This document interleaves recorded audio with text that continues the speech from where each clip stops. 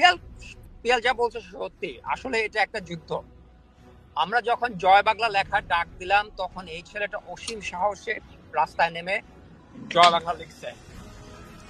যখন সে জয় বাংলা লিখছে, তখন সে কিন্তু জানতো যে তার উপর আঘাত আসবে, প্রত্যেকের উপর আঘাত আসবে।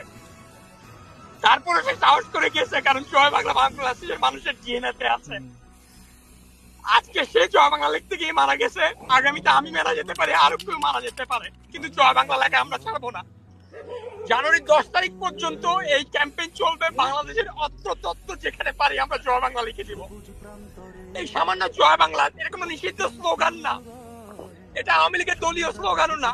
এই স্লোগানের উপর দিয়ে মুক্তিযুদ্ধ হয়েছে। সেই স্লোগান লেখার জন্য একটা মানুষকে মারার কোনো অধিকার কারো নাই, বাংলাদেশে তো নাই। This shit has to stop, and there should be a fight. There is a war, and there somebody will have to pay for this death. And there is no more nice guy, and we have to do everything we can to avenge this death.